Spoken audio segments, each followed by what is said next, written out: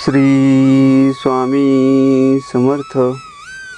प्रिय भक्तांनो, आज आपण पाहणार आहोत मुकम करोती वाचालम ही स्वामी चरित्रामधील एक परम पवित्र कथा. भक्तांनो, स्वामी चरित्रामधील अशा कथा ऐकल्याने जीवनाचे नेहमी कल्याण होते.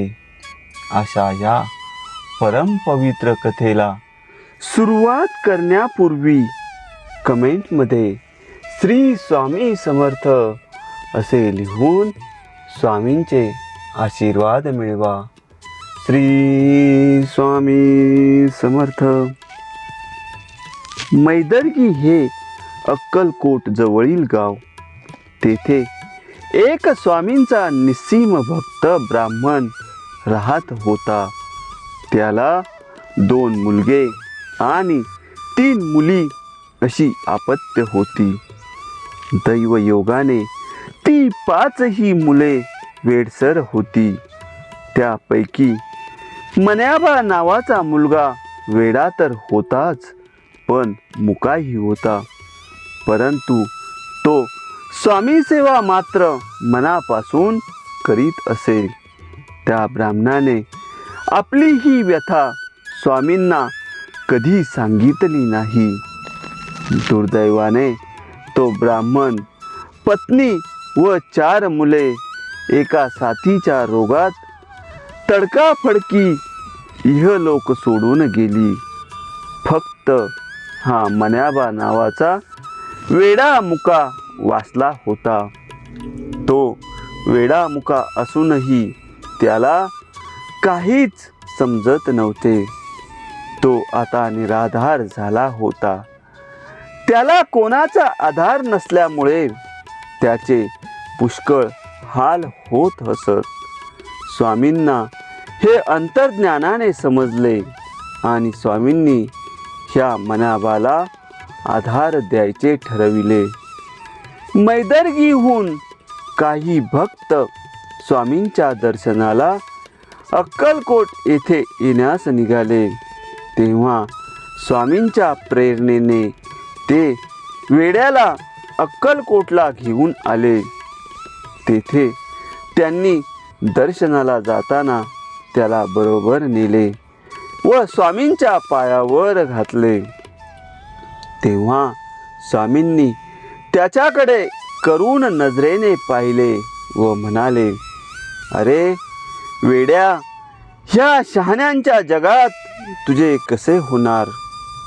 मैदर्गीहून आलेली भक्त मंडळी स्वामींना म्हणाली, महाराज, त्याला कुणीच नाही. तुम्ही त्याचे वेड घालवा. त्याला वाणीने 4 शब्द बोलताही येत नाहीत.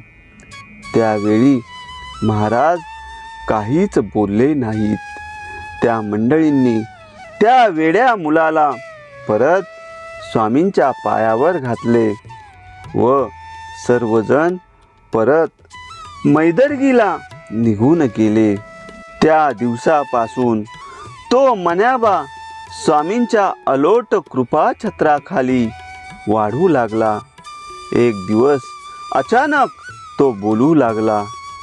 एक नाही तर 2 भाषा, मराठी आणि कानडी भाषा, दोन्ही त्याने लवकरच आत्मसात केल्या. स्वामींनी त्याचे वेड तर घालवले, पण त्याला साधकावस्था प्राप्त करून दिली.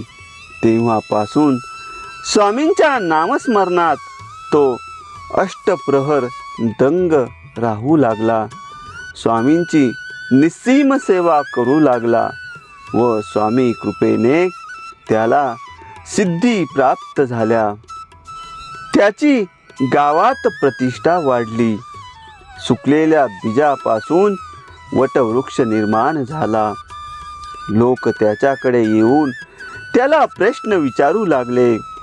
त्याने होकार दिला तर ते काम निश्चित व्हायचे व नकार दिला तर ते काम कधी होत नसे. नकार दिला तर लोक त्याला होकार देण्यास आग्रह करीत तेव्हा तो म्हणत असे, मला स्वामी मारतील.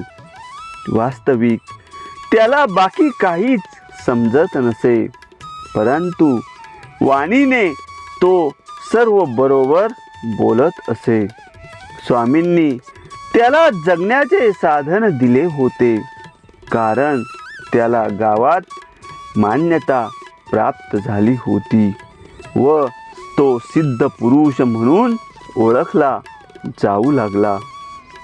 स्वामींची कृपा मन्याबाला पूर्णपणे लाभली होती व उर्वरित जीवन त्याने प्रतिष्ठेने घालवले. वडिलांची स्वामी भक्ती मुलास उपयोगी पडली, म्हणून भगवंताची भक्ती कधीही फुकट जात नसते. त्याचे फळ आज नाहीतर उद्या मिळतेच. तुम्ही असा कटपुतळी संसारी, ईश्वर खरा असे सूत्रधारी. भक्तांनो, अशा प्रकारे स्वामी चरित्रामधील ही पवित्र कथा संपन्न झालेली आहे. पुढील पवित्र कथा ऐकण्यासाठी चॅनलला सबस्क्राईब करा आणि स्वामींचे आशीर्वाद मिळविण्यासाठी कमेंटमध्ये श्री स्वामी समर्थ असे लिहा. श्री स्वामी समर्थ.